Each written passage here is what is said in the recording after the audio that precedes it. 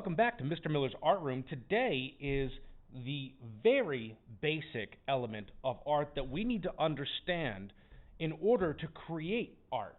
Now, the first part of drawing or painting is understanding the line. The line, Mr. Miller? What, pray tell, is a line? Good question, Mr. Monocle. A line is a two-dimensional or 2D path from one point to another point. Those are a lot of fancy words.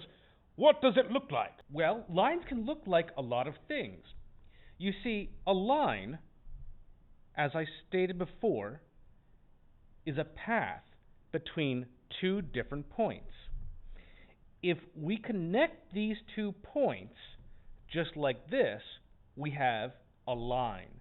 This is a special kind of line called a horizontal line. Horizontal lines are all lines that go from left to right or right to left. If the line is a point that is above and then below, this is what's known as a vertical line. Some lines follow a slightly wobbly path, such as this one right here. This is what's known as a curved line. Other lines follow a similar path, but they're very jagged, as if that they're following several different points, and they start and stop very quickly. For instance, like this. This is what's known as a zigzag line. Some lines are not quite horizontal and not quite vertical. They kind of are somewhere in between, and those are known as diagonal lines. Diagonal lines go at an angle. Some lines follow a path, but they're not completely solid like these lines. They're what are known as broken or dotted lines, like this. This is an implied line, a line that is broken up, but we still can understand where the path follows. For our purposes in my class, we're just going to call them dotted lines. These are a whole variety of different lines, but what can we do with these lines, Mr. Miller? There are all kinds of things that we can do with these lines.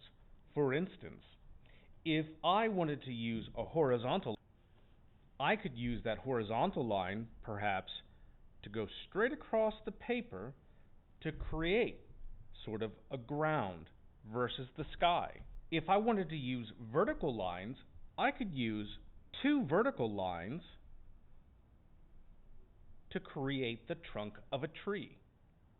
I could use curved lines like this, these curves right here, to create the leaves of a tree. I could even take a curved line, start a curve, but keep going until it touches itself again at the top to create a sun. I could use 2 diagonal lines, like this, to create the roof of a house, but then I could use a horizontal line and 2 vertical lines to create the house building itself. I could even use a dotted line to create a sort of pathway to the house. Just like that. What about zigzags, Mr. Miller? Well, if I had to use my imagination, maybe I could use a zigzag to help create a sort of fence behind the house to keep everybody safe from the street. The point is, once you learn about all the different kinds of lines and think about how you can use them to create pictures, you can create pictures of almost anything. So, what is our job today, Mr. Miller? Our job today will be first to create a horizontal curve, zigzag, 2 different diagonals, a vertical and a dotted line. We'll practice creating these, and then, together as a class, we'll practice creating a picture utilizing all the different kinds of lines. And once we've created a picture together as a class, I'm going to give you a free draw paper to practice drawing any kind of picture you want utilizing the lines that we've learned about. Thank you all very much for joining me today on our lines artwork today, and thank you very much. Have a good day. We said good day.